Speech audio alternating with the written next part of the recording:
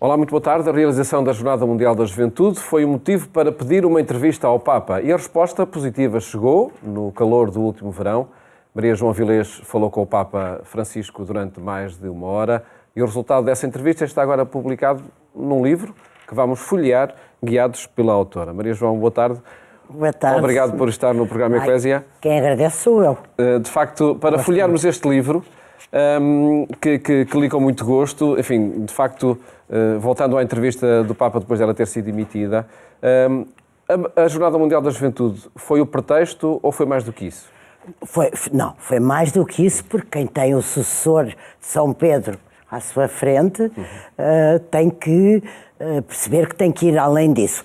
Foi-me dito pela Santa Sé no dia 4 de julho deste ano que a entrevista que eu tinha pedido cerca de um ano e meio antes a mais do que uma pessoa, se quiser podemos falar nisso, que estava acordada e que o motivo era as Jornadas Mundiais da Juventude. E até me foi dito uma coisa engraçada. A entrevista será para breve, porque o Santo Padre gostaria que ela fosse emitida, conhecida um ano antes das jornadas. E de facto foi um ano e uma semana depois, no início de setembro. E então eu depois pensei, as jornadas, o Santo Padre gosta muito das jornadas, tem um dom especial para falar com os jovens, estabelece uma imediata sintonia, uma comunicação que os toca e, portanto, isso é uma parte do caminho andado. Ele interpela muito bem a juventude. Tem uma estratégia para conversar com os jovens, aliás, dele na entrevista, não é? Sabe que é preciso falar com os jovens de forma muito particular. Exatamente, mas eu até diria que essa estratégia parte primeiro do seu dom natural, da sua inata gosto, talento para comunicar. E depois, evidentemente, que ele sabe como os há de conduzir, o que lhes há de dizer, sabe, sobretudo, foi uma coisa que me impressionou.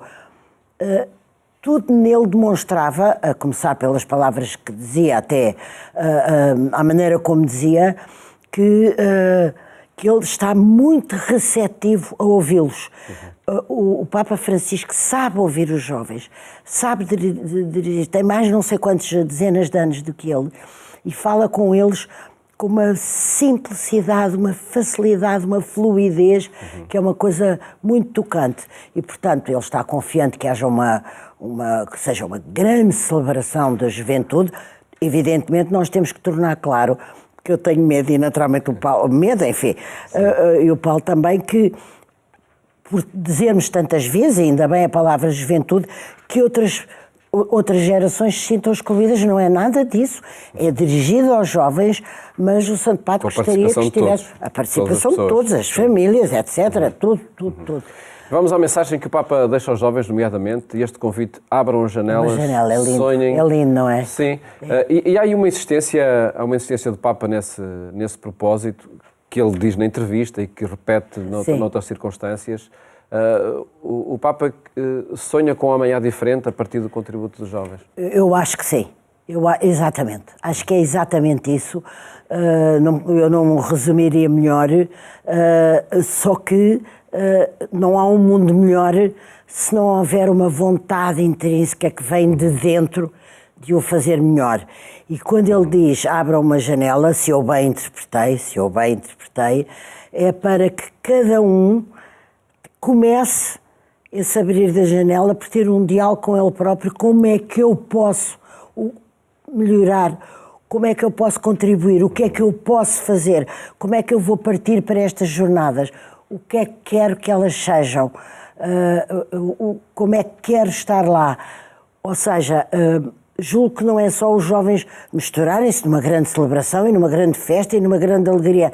É terem antes precedido essa festa de um diálogo consigo próprios. Como é que vamos fazer e o que é que vamos fazer? E a janela eu interpretei assim, abrir a janela para o mundo, mas depois ter aberto para mim próprio. É por isso também que na publicação da entrevista e dos textos que antecedem... Escrevi um antes e um depois da entrevista. E também as reações que a entrevista gerou. Intitula O Caminho, Francisco, O Caminho, precisamente por esta abertura de perspectivas que ele oferece? Exatamente. Porque eu pensei, será que é pretencioso da minha parte escrever o caminho? Mas depois, desde a maneira como ele fala da mulher, desde a maneira como ele fala aos jovens, desde a maneira como ele fala dele próprio e da experiência que teve, desde a maneira, sobretudo, e eu gostava de sublinhar isto, como ele fala das divisões que nós sabemos que há na Igreja, e não só portuguesa, na Igreja Europeia, na Igreja Mundial, na Igreja Católica do mundo, há divisões entre os que queriam ir muito depressa e os que não gostam de ir muito depressa e querem conservar muito e ir mais devagar. E ele tem uma frase admirável que é: nós temos que ir para a frente, acompanhando os que estão mais à frente, voltar atrás para acompanhar e atender aqueles que ficaram um pouco mais para trás e estar no meio com todos esses e com as pessoas que estão também no meio. E essa mensagem é muito importante porque há pessoas que, por exemplo, há setores muito progressistas da Igreja que pedem, eu aliás escrevi aí essa frase, pedem quase o impossível. E há conservadores que pedem a este Papa, também de alguma maneira quase o impossível, que ele atenda menos aos rituais, que ele não paga a sua conta numa fila de espera, como nós vimos logo no início do pontificado, que ele não seja provavelmente tão próximo e tão acessível. Isso é pedir o impossível. Ele é uma personificação de Jesus Cristo. Eu não encontro melhor explicação ou melhor definição. Não imagina como ele nos acolheu, a equipa, éramos 7. Sim. Lá, a proximidade, o sorriso, a comunicabilidade, a afetividade imediata, foi uma coisa tão marcante. Marcou todos nós. Toda a equipa que da CNN e da foi TVI. gravar, de facto, esta entrevista no Vaticano. O tema da Jornada Mundial da Juventude, de facto, é central e há outros que já lá vamos a eles. Mas antes, e continuando esse registro mais pessoal, a Maria João Avilés, o que é que significou para si Tudo. Numa carreira de jornalista, enfim, que falou com tantas pessoas, mas falar com o Papa, o que é que significou? Não, significou, quer dizer, eu falei com muitas pessoas, não é o caso, mas poderia destacar alguns momentos ao longo de uma carreira já tão grande, tão longa, mas isto é à parte, não é comparável, não é medível, era um despropósito tentar integrar em meia dúzia de entrevistas que me marcaram ou não. Foi um momento de uma altíssima responsabilidade, de um altíssimo privilégio, de uma honra sem fim na minha vida de jornalista, mas de enorme responsabilidade como jornalista, mas também como católica, como mulher, de estar ali, enfim, não defraudando as expectativas do Santo Padre com perguntas disparatadas ou despropositadas, nem das pessoas que me estavam a ver. Portanto, foi completamente à parte, foi um momento absolutamente único, acredito, na minha vida. E como é que preparou, acredito que desde o pedido da entrevista, mas sobretudo no verão, desde que recebeu a informação? A notícia foi um telefonema no dia 4 de julho. Estava no Douro, não é? Não, estava no Douro por uma coincidência. Eu às vezes penso que Deus estava ali a pescar-me o olho. Eu ia receber o prémio Dona Antónia Ferreira, que é um prémio que me foi atribuído, um prémio de grande prestígio, graças a Deus, que foi atribuído à carreira, prémio de carreira. E, portanto, já ia feliz, contente, orgulhosa, a conversar com o meu marido, e de repente veio o telefonema da Santa Sé. E eu pensei, como é que eu vou gerir estas duas emoções? Evidentemente, dando, com certeza, todo o realce, a outra passou para um segundo plano, evidente e automaticamente. Mas, embora tivesse sido também uma coisa muito bonita, e me orgulhou muito, mas depois que tratou-se da preparação, eu li bastantes coisas, tentei fazer uma coisa que tocasse em pontos que me pareciam essenciais. Não tinhas temas que tenham sido rejeitados por parte do Vaticano? Não, por acaso foi interessante. Pediram umas perguntas, evidentemente. As perguntas vieram todas tal e qual, sem uma vírgula, sem nada alterado, mas em espanhol. que era uma sinalização para eu fazer a entrevista em espanhol. Mas depois, à entrada, quando o Santo Padre teve uns momentos connosco antes de nos sentarmos, com a equipe e comigo, eu perguntei assim: Santo Padre, posso falar português muito despacio, que é muito devagarinho? E ele percebeu e disse: pode. E então, só quando era um verbo que era totalmente, que não havia tradução, que não era igual, ou quando qualquer coisa, é que eu introduzia alguma coisa em espanhol.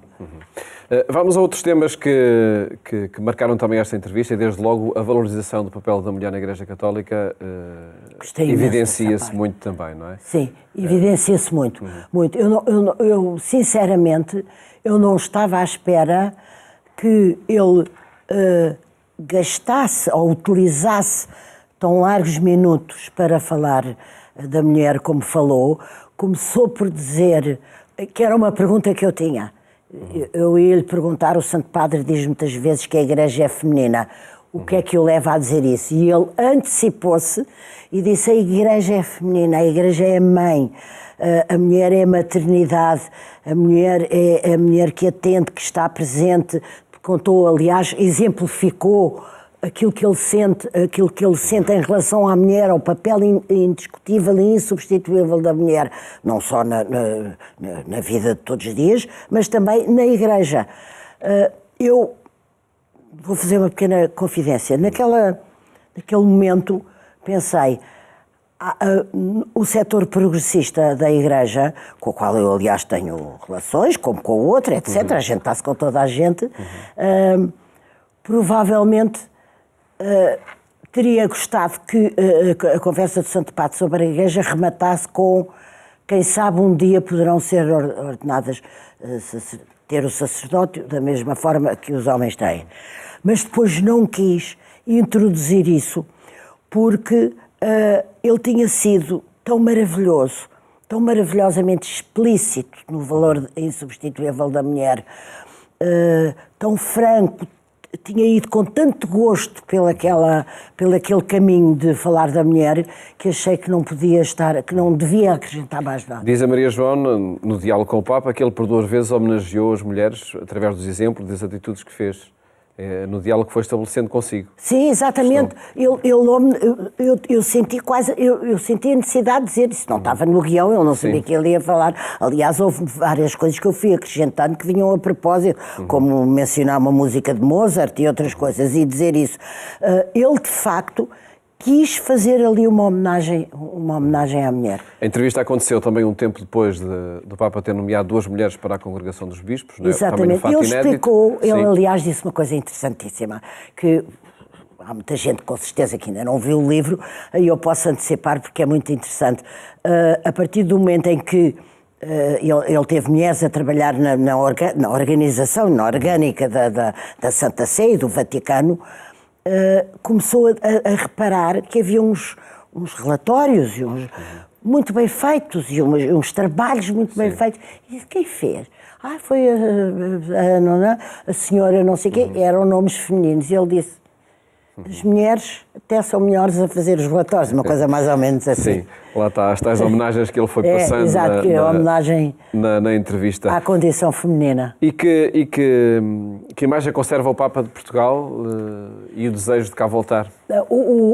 Eu fiquei, para ser franca, é preciso ver que eu estava a falar com um latino-americano que não conhece tão bem como qualquer um de nós a Europa, que atende mais talvez aos problemas e à Igreja daquelas paragens, embora evidentemente o Sor de São Pedro atende a toda a Igreja. Mas o facto dele ser uma pessoa tão... o facto de ter nascido ali e ter começado a sua...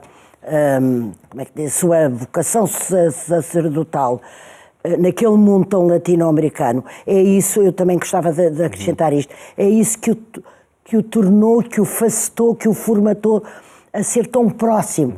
Ele lidou com os mais pobres dos mais pobres, mais marginalizados dos mais... os que estão nas margens e ficarão provavelmente nas margens.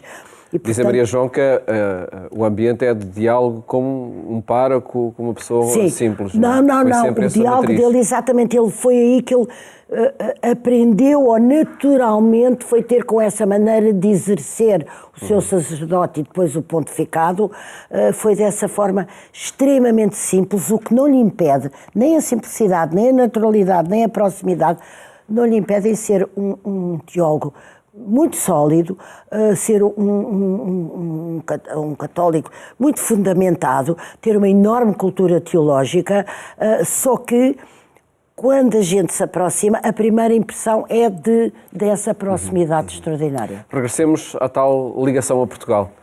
Exatamente. É porque eu estava com medo de me esquecer, eu sei que me afastei, peço desculpa, estava com medo de me esquecer da componente latino-americana na proximidade dele. Eu penso que ele não conhece tão bem, que não tem uma ideia muito íntima, se quiser, de Portugal, já estará a ter, e tem sacerdotes portugueses, o cardeal José Tolentino Mendonça, por exemplo, lá e muitos outros, mas aquilo que ele foi tocadíssimo por Fátima.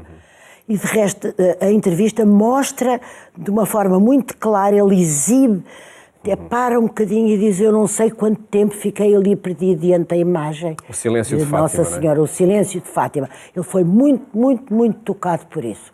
E acho que vai ter uma belíssima descoberta com a Lisboa, é uma cidade maravilhosa. Os locais escolhidos para os encontros, eu acho que ele vai sair daqui gratificadíssimo.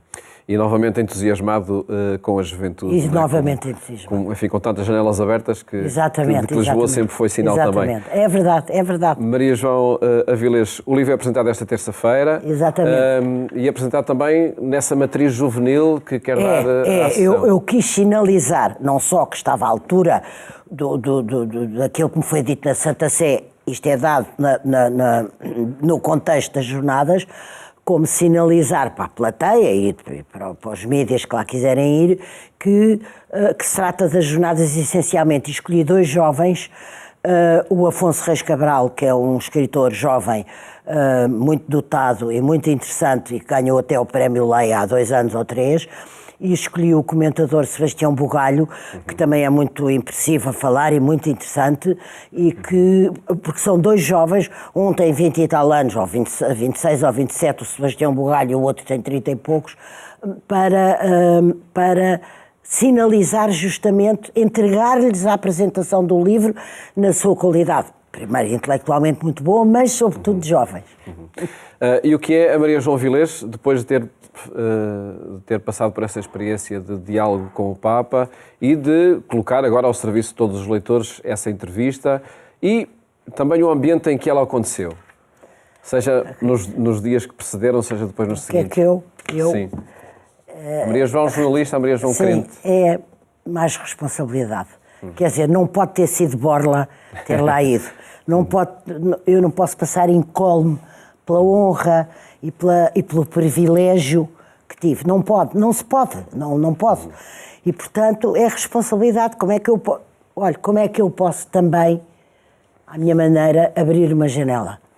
Abrir uma janela que corresponda ao privilégio e à responsabilidade que me foi dada.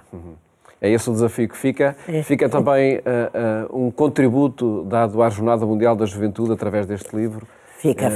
Espero bem que sim. E eu queria também agradecer à editora que fez essa capa lindíssima e lá dentro do livro é maravilhoso a divisão, a paginação, o tipo de letra. Sim. É um livro muito, muito, muito bonito e eu queria agradecer daqui publicamente e pessoalmente à doutora Guilhermina Gomes, que é editora da Temas e Debates, que pertence ao Círculo de Leitores, o magnífico trabalho que ela fez.